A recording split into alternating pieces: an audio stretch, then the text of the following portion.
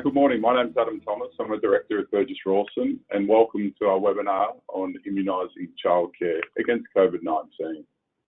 Today, we're going to discuss a number of topics in relation to government funding, declining in occupancies, and various other topics that are affecting and have affected the childcare sector over the course of this pandemic. Burgess Rawson, who are we?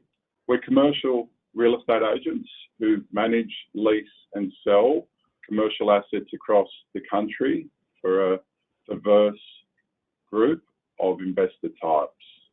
We're Australia's market leader in the sale of childcare assets and childcare investments, having sold over $960 million worth of childcare assets over the course of the last 10 years. In addition, we lease and manage numerous childcare assets across the country and also provide an advisory role and service with regards to the viability and sustainability of a childcare centre in a specific demographic and location.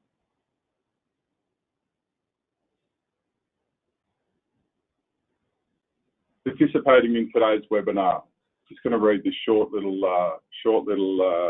summary here, and I just want to ask you during today's webinar if you would ask questions, which we want you to do so. At the end, we'll try and answer as many as we can. You should see something that looks like this on your own computer desktop in the upper right-hand corner. So firstly, can I just ask everyone to raise their hands using the button highlighted in red? Okay, perfect. And then to ask a question, you just need to type it into the questions pane of this control panel that you can see highlighted in red on the screen. You can send your questions in at any time during this webinar, and we'll address them during the Q&A session at the very end.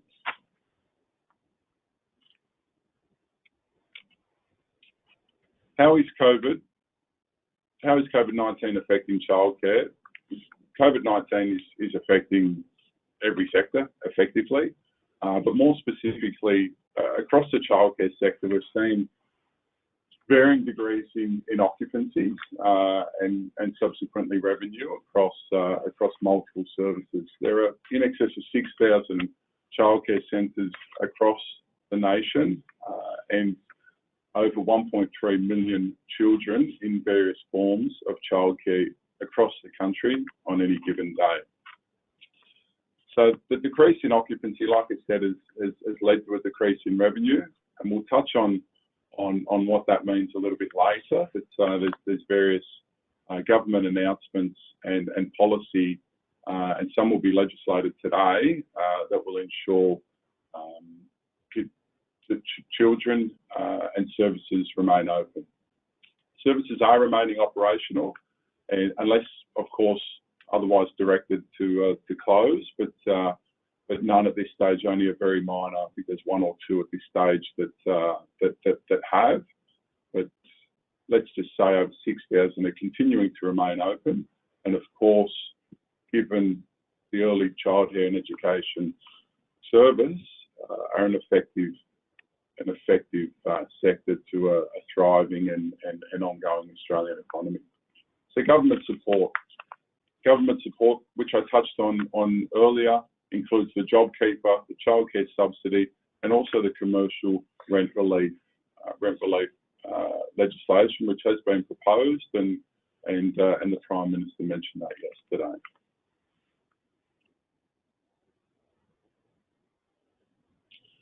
So as I said, what are the most recent government updates to childcare? Effectively free childcare. So free childcare commencing this week from the 6th of April all the way up until the end of this financial year. So that's a pretty significant step that further reinforces and confirms how this sector is underpinned by the federal government and is crucial and vital to the Australian economy. So how will that work? So the rate caps are $11.98 per hour per child on a 12-hour day. So it will be calculated at 50% of the revenue for your occupancies dating back, or reference period is the 17th of February to the 1st of March. So your occupancy, you have various forms of different software, utilisation reports, Kidney Now and KidSoft, etc. Not Kidney, but Kidney Now and KidSoft. And they'll have certain utilisations, and an average will be assessed across that reference period between the 17th of Feb and the 1st of March. Operators will receive 50% of their revenue up to, like I said, the $11.98 per hour rate cap hourly rates, and that will be paid to providers by the federal government every fortnight. It's a direct payment to their bank accounts. So again, we touched on that in addition to the assistance that the government's providing. Last Thursday, the Prime Minister announced a $1.6 billion package in total. This is broken down to $600 million for the payment, which I touched on before, the free childcare payment. In addition to that, there's the $1 billion, it's $130 billion in total, but $1 billion has been earmarked to childcare, and that is the JobKeeper part of that subsidy. So the JobKeeper is quite important across all sectors. It ensures that every employee, every full-time, permanent, part-time employee, or casual employee that's been employed for more than 12 months will receive $1,500 before tax per fortnight. So this, from a childcare perspective, and given the highest outgoing or the highest operational costs can be up to 60% of a childcare's outgoings are staff related and staff costs. This is crucial, and this is quite paramount to ensure the economy continues to tick. So you've got the job, like I said, the JobKeeper, and also the childcare subsidy package. In addition, you've got the rent relief package, the commercial rent relief package, which the Prime Minister announced yesterday, and that'll be commensurate with a drop in revenue across most services. So some services will be impacted more than others. A lot of services, say in the CBD, that's no dissimilar to, say, your cafes and other non-discretionary retailers will be more impacted than others in neighbouring suburbs and neighbourhoods. From a tenant perspective and a service provider perspective, how do you get the payments? There's not a lot you need to do in order to get the payment. You need to ensure that your service remains open. It needs to remain open in order to receive that government payment, the early childcare payment. And from that point, you can continue to trade and to operate at the same time. So that will take you right and through the end of this financial year, and then from that point it will be reassessed. The early childcare and education payment will be reassessed for the next financial year.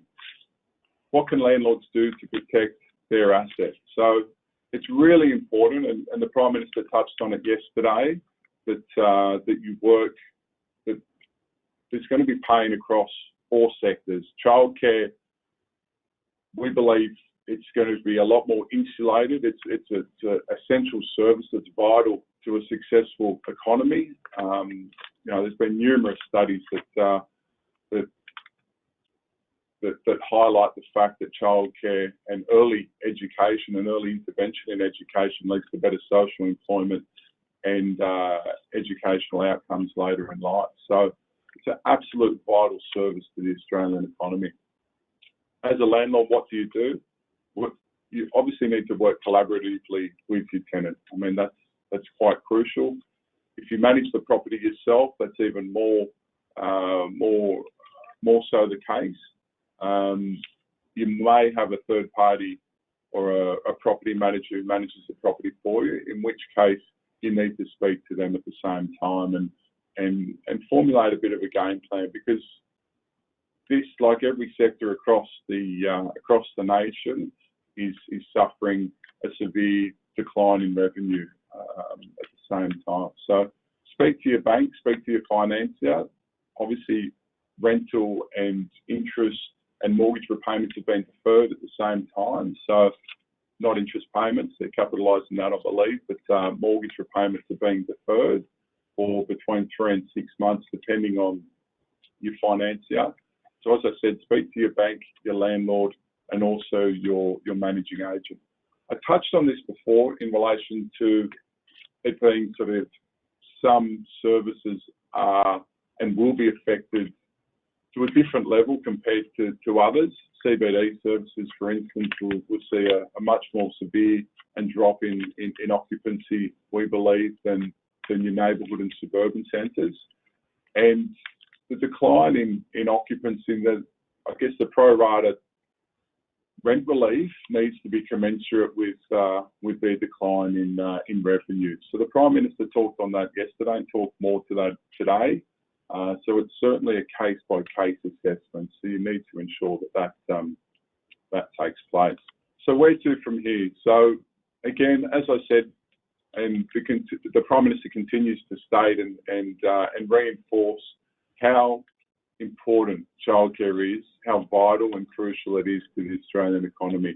We talk about the long-term viability of early education, childcare to the Australian economy.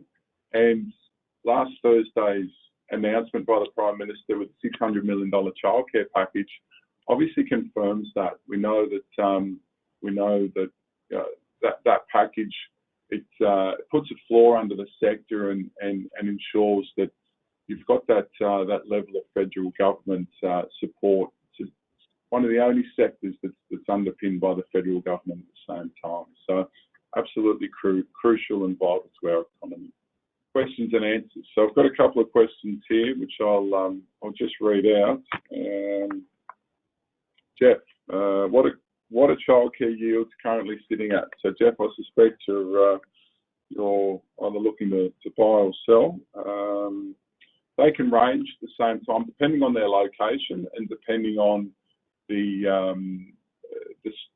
covenant and the size of the tenant. So whether they're a listed operator, how long and how much experience they have, and their profile across the nation at the same time.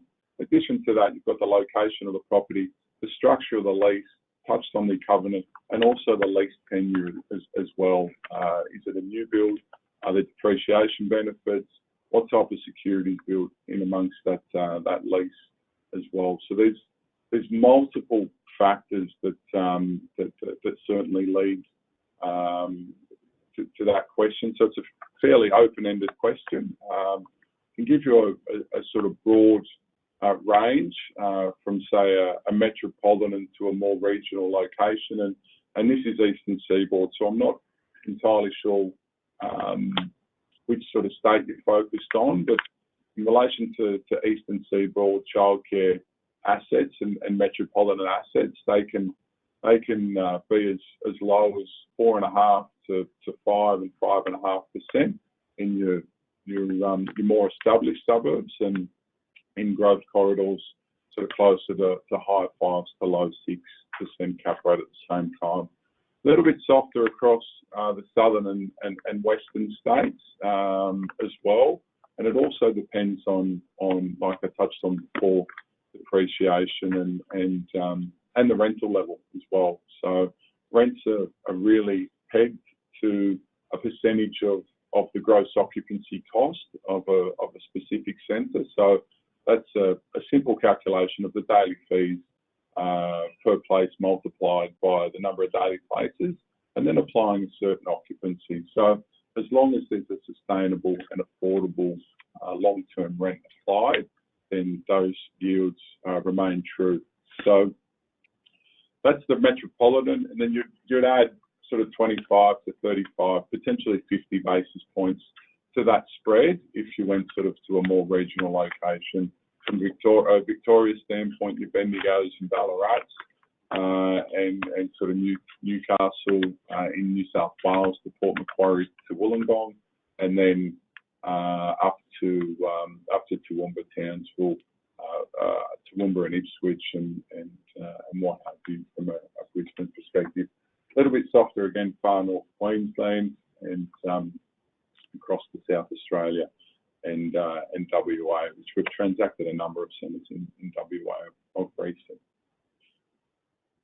So Terry's asked the question: if I buy a centre now, will I know the tenant is paying? So, Terry, good question. It's not just childcare where there's uncertainty and where there's potentially going to be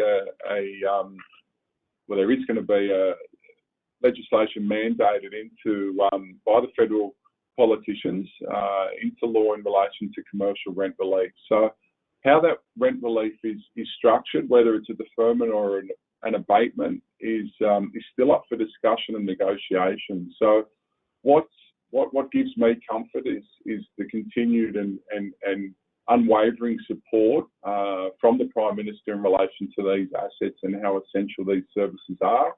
So what you need to focus on, Terry, really is covenant, profile, and also the sustainability of the rent that I touched on before in relation to I think it was Jeff's earlier question. So Andrew's asked the question: do you see the rents holding up long term? So the answer to that question, Andrew, is it's very good. I do, and it depends. I do. There's a caveat there. It's subject to how commercial and how sustainable the rent is at the commencement date. So that's quite an important question. What we've seen is childcare revenues increase year on year exponentially and over and above your fixed CPI or 4%. It's probably the exception rather than the norm, a 4% rental increase across any commercial property today. But we're also seeing CPI and 3% reviews, annualised reviews across all childcare centres. And as long as that rent is pegged to current levels today, I think that in the years to come, rents will continue to hold up and to continue to be sustainable and affordable. Back to, I guess, and I'll speak a little bit more broadly here, back to 2017-18, there was a fair reliance and I guess fair focus on childcare centres, and there was a number of development applications with local councils across the country. There was a I wouldn't say a flood, but there was certainly more than there has been over the ensuing years. So what we've now seen is tenants being more selective. So that goes to strengthen covenant. So the tenant that's more selective and more fastidious about the location will guarantee and will ensure that you've got someone who's got a fair bit of business now and experience and will be able to be there in the long term. And there's a lot of investment that goes into childcare centres as well. The childcare business, from a startup perspective, operationally, you've got rents that ramp up over the first year and continue to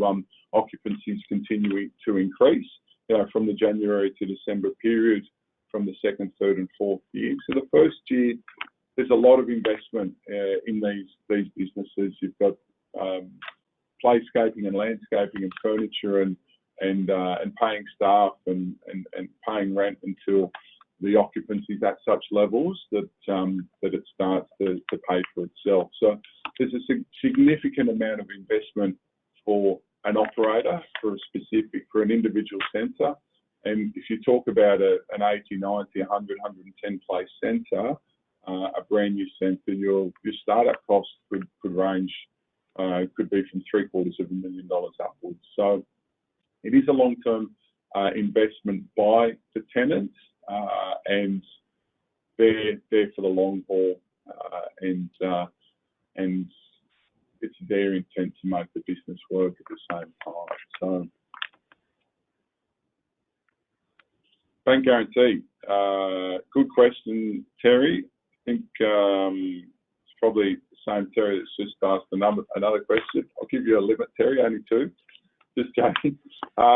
Bank guarantees, always good. Like any commercial investment, and we do a lot of leasing, we do a lot of advisory.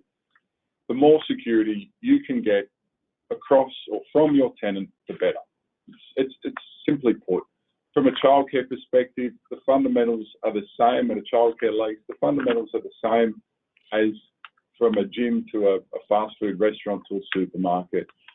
It's, you know, the core fundamentals remain the same. So bank guarantees are quite crucial at the same time, and security is, of course, the most important, one of the most vital factors. So we're seeing minimum 3-month bank guarantees. They'll generally have a personal or director's guarantee with that, depending on the size and profile of the tenant. And if you don't get either a PG or a director's guarantee, then minimum 6 months, and we've seen up to 9 and sometimes 12. And it's important you get a net lease as well.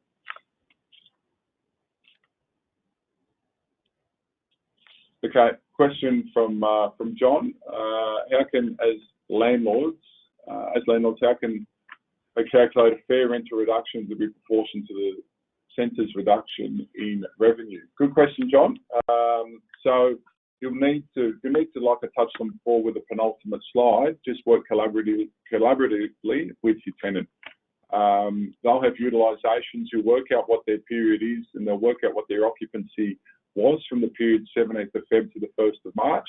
You can work through those numbers, and then you can work out and assess and compare them to what their occupancy is today. So it's really vital that as landlords, and this is more speaking to anyone out there who does own a property and is a commercial or a landlord of a childcare centre, any commercial property for that matter, that rents aren't, that the landlord just doesn't suffer and feel all the pain, so to speak. So the tenant shouldn't just go to you and ask for a 50% rent reduction. There should be reductions in their business. Are they reducing their wage? Are they reducing their outgoings, their costs? Are they raising capital through other means and other ways? So I don't think that it's carte blanche. You can just say landlords, you know, stump up a 50% rent reduction. That's quite unfair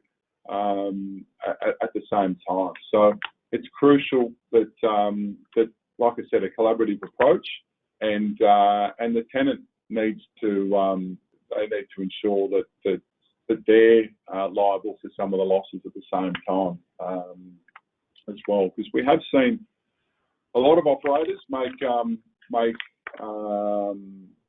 good fist of this sector over the course of the journey, as a lot of